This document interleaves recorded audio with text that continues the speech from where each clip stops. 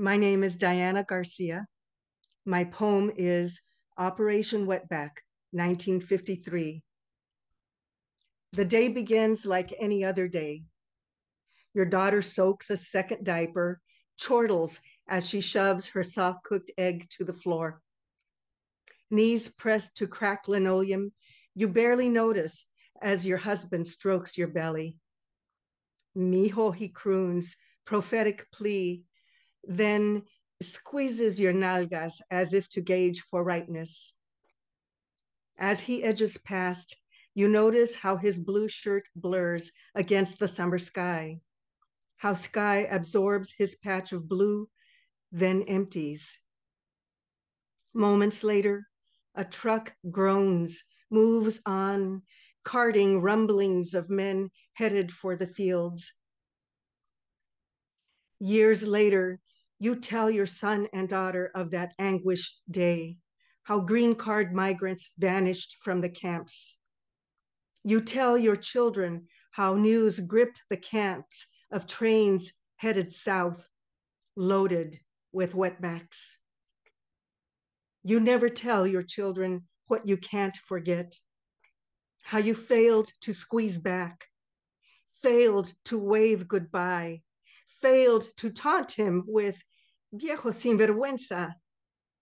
You never tell your children how you forget this one man's voice, a voice that brushed your ears, your hair, a path down your back, a voice that blends with sounds of a truck that never brought him home. It's part of my family's history, and it's also part of the larger story of Mexican migrant workers from the 30s through the 60s. In the 1930s, they actually had an act called the Repatriation Act, where the government was very upfront about what they were doing and literally swept up all the migrant workers and sent them back to Mexico. But this time it was more underhanded, and Congress couldn't even stomach the idea of passing an act, and instead just called it an operation and put it on the backs of the Border Patrol to wrap up all the workers who were still working in the fields with green cards and send them back. And of course, part of the rationale was that many men had come back from World War II and were coming back from the Korean War, and the feeling was that they would need work. Part of the problem was that many of those men coming back from battle had something that they hadn't had before, the GI Bill, and they weren't necessarily interested in going back into the fields. Unfortunately, that didn't stop the Border Patrol from rounding up green card migrants and sending them back across the border. Many of these men had families here, including one of my maternal uncles who had 2 daughters. The day that he got swept up, my father almost got swept up. The men had learned to run like heck when the Border Patrol showed up, because even with ID that showed they were US citizens, sometimes they were sent back anyway. My father and his brothers got away, but my Uncle Frank did not. And neither did one other uncle whose name I don't remember. They were sent back to Mexico, and because it was so costly to come back again, because they had been taken so far south, this one uncle never returned, at least not until about 30 years ago, when he made his way north again. He made his way to my grandmother's house, my maternal grandmother, and she gave him the news that his wife had died, but that one daughter was still in Merced. It was a very lovely reunion between father and daughter. What we learned was that he had met another woman and married, had 2 more daughters, and gave them the same names as his 2 daughters up in the US, Estela y Barbara, Stella and Barbara.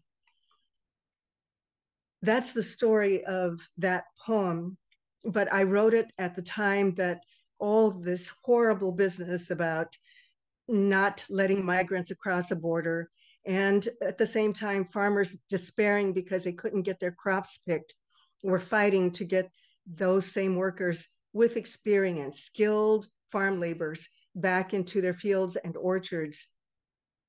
And that was what propelled me to write the poem.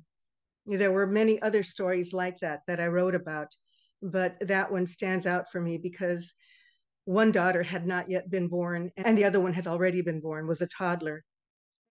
I am a generation removed from working in the fields, although I did as a child and as a teenager.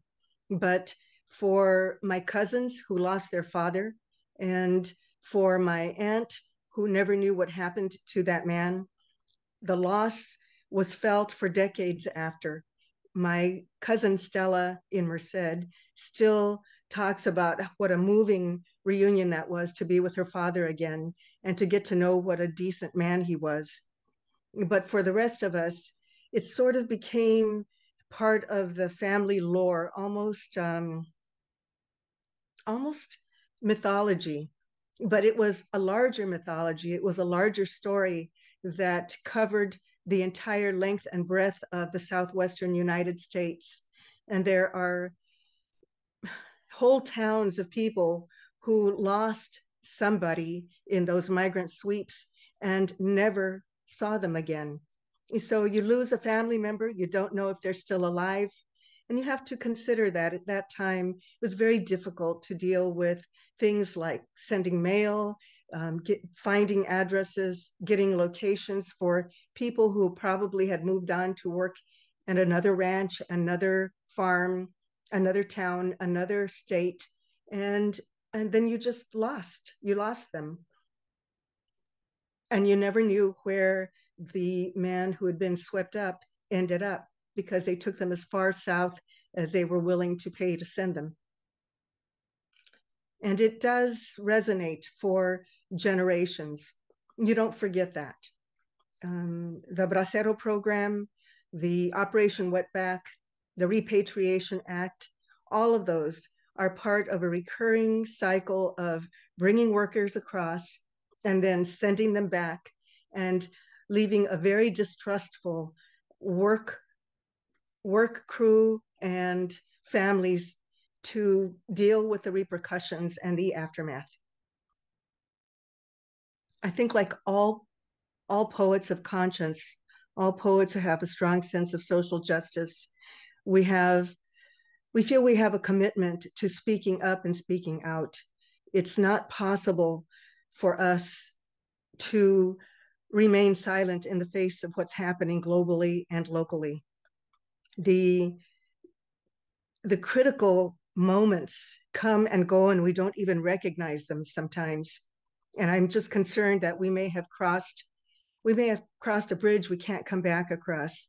And I'm concerned too with the growing, the upswell of far-right anti-immigrant posturing that makes it very problematic for what is going to happen in our country. It speaks to issues of xenophobia and racism, and that is very scary grounds for those of us who consider democracy the groundwork of our country to stand on. We need to feel empowered, and we need to feel justified in speaking out. And that's why I will write this way.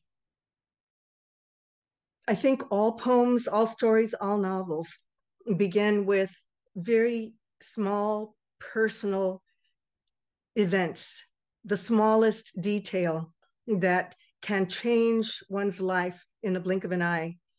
The realities for mothers, for parents, for immigrants is sometimes harsh and very demanding. And we feel lost in the small moments because no one seems to recognize the importance of the quote unquote insignificant patterns of our lives and how those insignificant moments later translate into something that is so much larger than we are.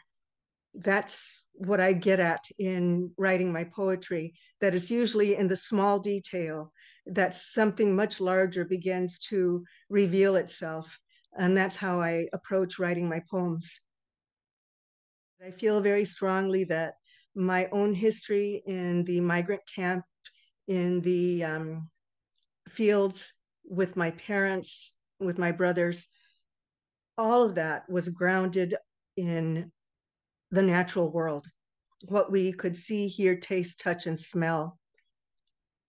I know that my work reflects that kind of personal history, those early moments from the time I was a toddler and remembering how I was trained in an outhouse to go potty, and the sounds of the men late at night around the campfires playing their guitars and singing Mexican music, the sounds and smells of the field, the birds in the air, the sounds of the quiet work of the people going up and down the rows, the deep sighs, the sounds of children bursting into laughter sometimes, all of that.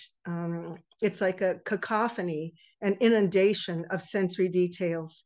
And it's as if though I can't rise above it without documenting that as well.